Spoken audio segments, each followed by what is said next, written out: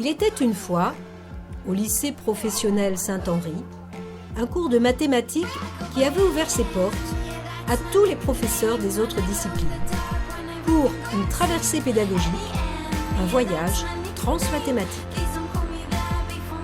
Donc la dérivée, c'est la pente. Oui, la dérivée, c'est la pente. Bonjour, aujourd'hui, Prenons un autre exemple pour consolider cela et tenter de conjecturer sur la technique qui permet de calculer une dérivée. Voici les temps intermédiaires d'Usain Bolt, très grand athlète, dans sa course au sprint sur 100 mètres au championnat du monde en 2009 à Berlin. Il faut, pour commencer, tracer ces points sur un graphe. Vous savez comment faire. Prenons par exemple la distance en ordonnée et le temps en abscisse. Peut-on dire que ces données sont corrélées? Oui, les points forment un nuage de points bien alignés. On doit pouvoir retrouver un modèle d'alignement. J'essaye celui-là. Pas terrible. Non. Ah, celui-là, parfait. Oui, très bien. Le modèle qui permet d'obtenir une trace continue est une fonction typique d'un polynôme d'ordre 3, qu'on utilisera dans l'intervalle 0,10. notre objectif ici est de chercher la vitesse maximale atteinte par Usain Bolt et de préciser à partir de quelle distance il a réussi à l'atteindre depuis le départ. Mais du coup, monsieur, comment je peux faire pour avoir une courbe de vitesse instantanée? Il faudrait calculer la pente de chacun des points de cette courbe qui donne des mètres par seconde, donc des vitesses. Bien vu, effectivement, la pente de chacun des points exprime une vitesse. Car c'est bien le rapport de la verticale sur l'horizontale, comme le panneau 10% veut dire que l'on monte de 10 mètres lorsqu'on avance de 100. Sur notre courbe, la verticale est en mètres, l'horizontale est en secondes, la pente en mètres par seconde, c'est donc une vitesse. Il faut en quelque sorte hacher le temps en menusuré pour calculer des vitesses instantanées. Nous devrions tracer les tangents de tous les points de la courbe et pour chacune d'elles, donner son coefficient directeur. Exactement.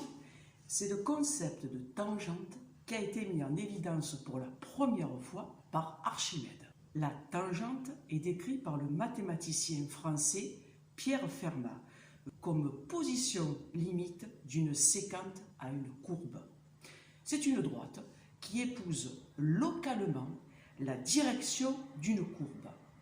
Isaac Newton et Gottfried Wilhelm Leibniz ont découvert qu'on pouvait analyser une courbe avec une approche infinitésimale.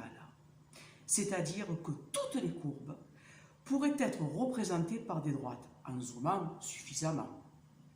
Ces droites sont les tangentes à chacun des points de la courbe.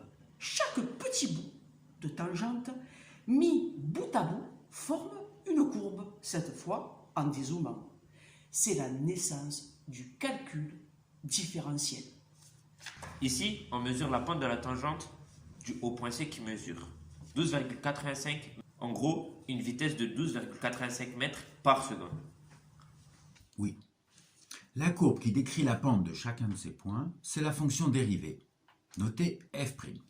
Voilà ce qu'on obtient, une fonction qui donne la vitesse en fonction du temps, v égale f de t, représentée ici par la fonction f' de x, fonction tracée en vert. Comment faire pour trouver la vitesse maximale? Ben là, c'est facile. Il suffit de dériver la courbe verte, donc f'. Est-ce qu'on peut faire ça, monsieur? Dériver une dérivée? Parfaitement. Tu peux dériver f', cela donnera f secondes. La courbe en noir. On cherche l'intersection entre f'' et l'axe des x. Pour résoudre, f'' de x égale 0. On trouve le point A, 5,88, puis on trace x égale 5,88. Pour trouver la vitesse maximale sur la courbe verte, en faisant cette fois-ci l'intersection entre f' et la droite verticale, x égale 88. On trouve le point B, x égale 88, 12,85. La vitesse maximale est de 12,85 mètres par seconde. Pour trouver la distance, on utilise la courbe rouge, intersection entre F et la droite verticale, x égale 5,88. On trouve le point C dans l'ordonnée 58,2 mètres, dans la distance qu'a parcouru Usain Bolt pour atteindre sa vitesse maximale. Pour résumer, on a ici 3 courbes en fonction du temps. En rouge, la courbe des déplacements, x égale f de t. En vert, la courbe des vitesses, v égale f de t. Et en noir, la courbe des accélérations, a égale f de t. Ah oui, lorsque l'accélération est nulle au point A, c'est le moment à partir duquel Usain Bolt décélère. Je voudrais maintenant tenter avec vous de conjecturer. Nous avons jusqu'à présent travaillé graphiquement à l'aide d'un logiciel qui calculait des dérivées. Pouvons-nous essayer de comprendre comment dériver une fonction, cette fois algébriquement? Observez attentivement ces fonctions et tentez d'émettre une hypothèse. Comment peut-on passer de l'une à l'autre? De la fonction à sa dérivée, de sa dérivée à sa double dérivée. Les dérivés, ils sont toujours en dessous de la fonction de départ. Fonction du 3e degré, fonction du 2e degré, fonction du 1er degré. Bravo, effectivement, dériver une fonction aboutit à une fonction d'un degré inférieur. Mais maintenant, regardez les valeurs des coefficients a, b, c et d des polynômes de départ, ax³ plus bx carré plus cx plus d, et des polynômes suivants, ax carré plus bx plus c, et enfin, du dernier polynôme, ax plus bx, 3e degré, 2e degré, 1er degré. Ah oui. 0,24 égale 3 fois moins 0,008. 2,82 égale 2 fois 1,41. Moins 0,48 égale 2 fois moins 0,24. De même, moins 6 égale 3 fois 2. 110 égale 2 fois 55. Moins 12 égale 2 fois moins 6. Ah monsieur, pourquoi les constantes ils disparaissent? Eh bien, il me semble que vous avez compris. On peut généraliser. Si f de x égale ax à la puissance n, alors f' de x égale n fois a, x à la puissance n-1. On descend bien d'un degré, de n vers n-1, et on multiplie a par n pour obtenir n fois a.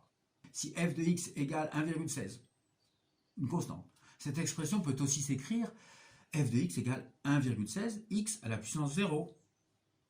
Si bien que f' de x égale 0 fois 1,16, x à la puissance moins 1 qui vaut 0. On pourrait résumer les formules des dérivées par le tableau suivant, qui vous permet désormais de résoudre algébriquement.